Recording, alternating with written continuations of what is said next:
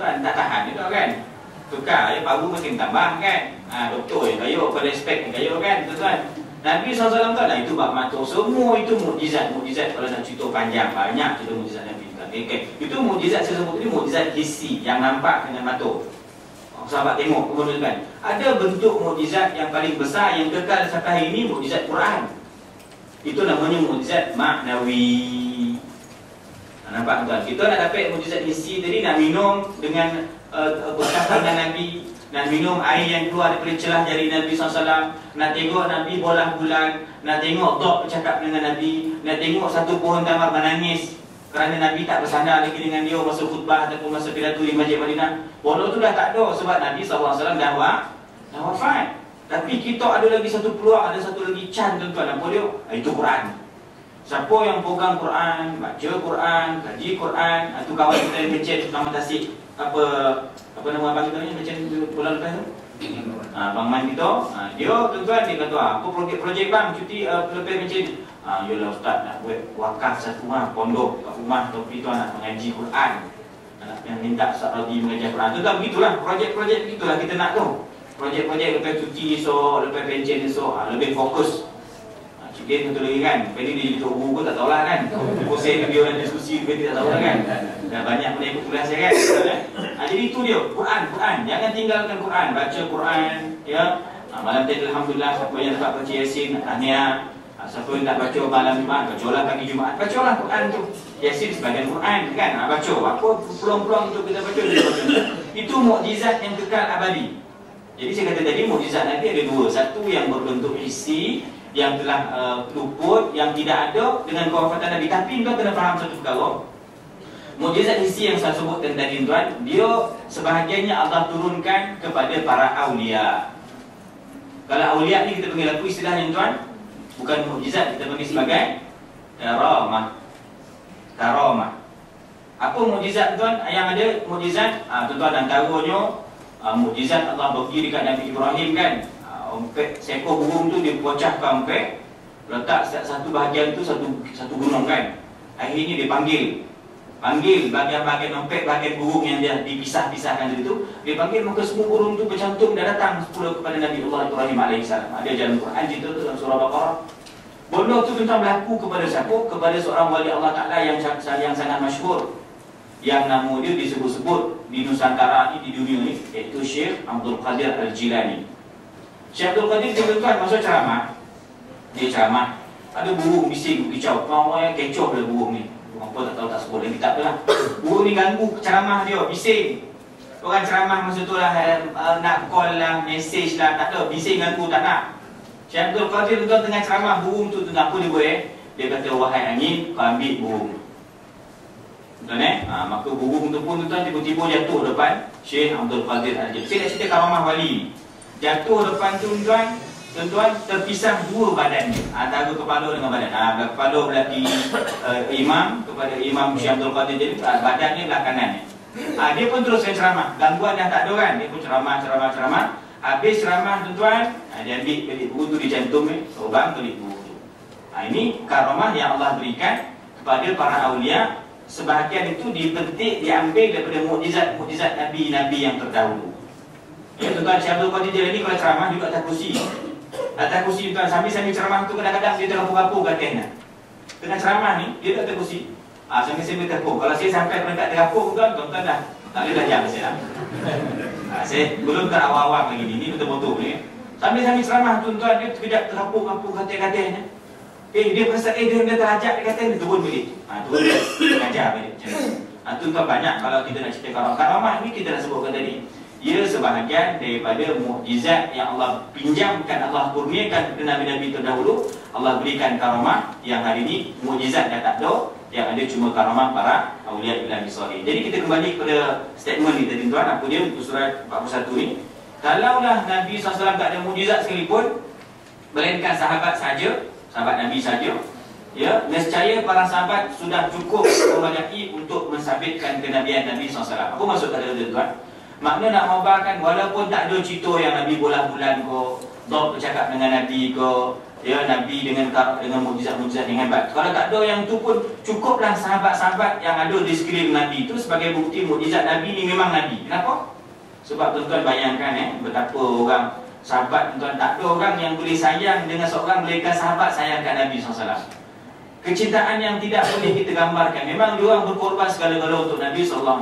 Itu membayangkan betapa berjayanya Nabi SAW membentuk, mendidik sahabat sehingga kita dapat ilmu Islam ini dengan cara yang betul. Okey, selesai tuan. Kita tengok muka surat berikutnya. Nabi SAW membasmi buta huruf. Okey, itu benda lah. Hadis tu tak mungkin kita baca sebab panjang. Tuan-tuan boleh baca sendirilah. Walaupun dalam kurungannya tuan-tuan takkan baca sendiri dah kan.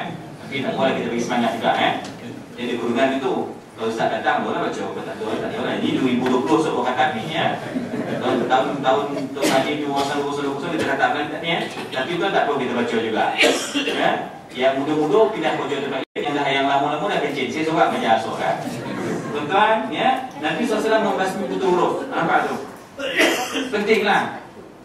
Kita nak sebut sikit je yang saya nak highlightkan. Maknanya jangan sampai kita ni tak tahu baca Quran.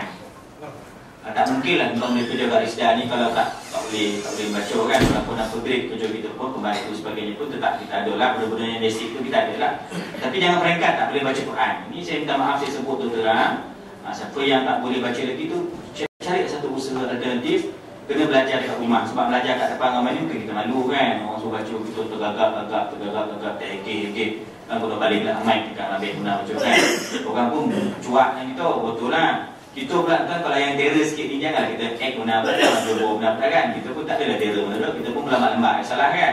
Jadi maknanya kalau tak ada harus ke apa tu, kena sama-sama belajar. Tuan-tuan ni semua-semua sama-sama tak ustaz kan. Bukan salah pilihan ni kan. Jadi kalau tak sama-sama ni kita ada lebih sikit tu, bantu kawan-kawan kita. Jadi maknanya jangan sampai peringkat tu tak boleh nak hafal doa Nabi Mekah je ni, Masya Allah. Nabi Mekah dah buku doa bagi tak boleh baca, buku Quran tak boleh baca anak. Kadang-kadang kesian tuan-tuan kesian sebab butuh huruf ni, pergi Mekah, pergi umrah, tapi tak tahu apa yang tak tahu tidak apa pengisian apa ni, monong, mandam sini. Datang masjid awal lah, pukul 4 pagi dah sampai masjid sampai subuh. Pukul 12 dah sampai untuk subuh dah kan. Itu tak boleh balik dah. Pandang keluar. Sampai dah awal tapi tak kerti baca Quran, tak kerti baca doa. Tuan-tuan kesian Jadi jangan sampai itu. Sebab Islam ni tuan dia bukan nak agama buta huruf. Islam ni agama yang intelek, yang cerdik, yang pandai, yang dekat dengan sains dan sebagainya. Baik tuan, itu saya dah ringkaskan.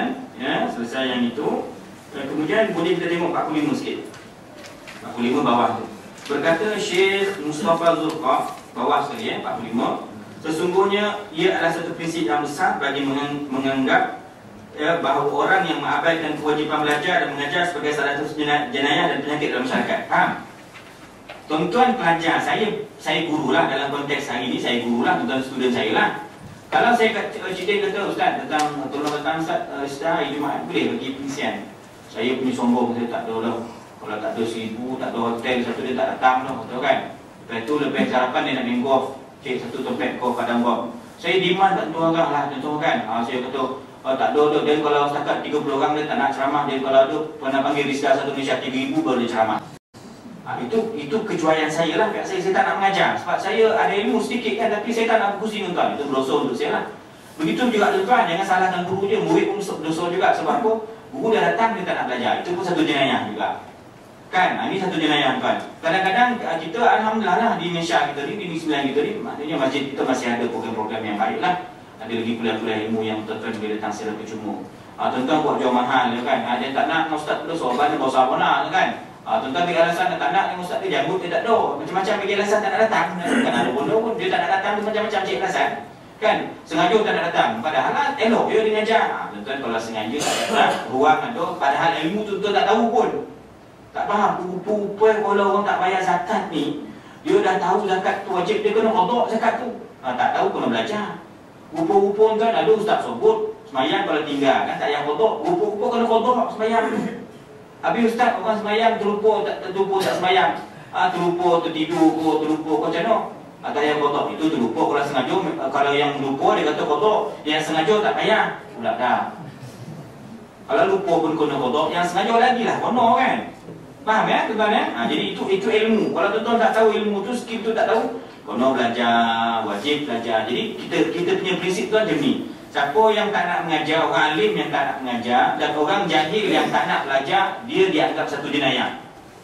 Kita sebut jenayah nak melahirkan bahawa ilmu ni satu benda yang besar. Jangan sampai kita ni orang yang tak tahu apa-apa hukum, yang tergabur-gabur, yang tak tahu Quran. Benda ni kita kena elakkan. Baik, qala, dia kata apa? Menyebabkan si pelakunya akan menerima hukuman di dunia ini.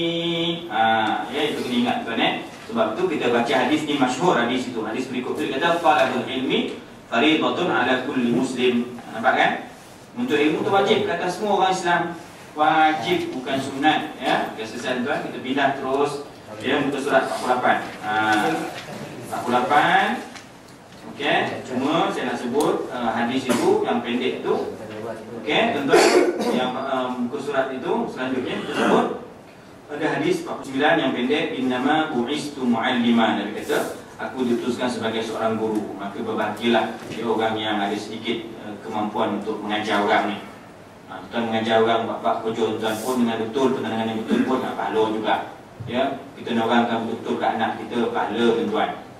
Baru-baru ni saya punya modal ceramah musim ni, ceramah Maulid Nabi, saya sebut hadis Nabi SAW.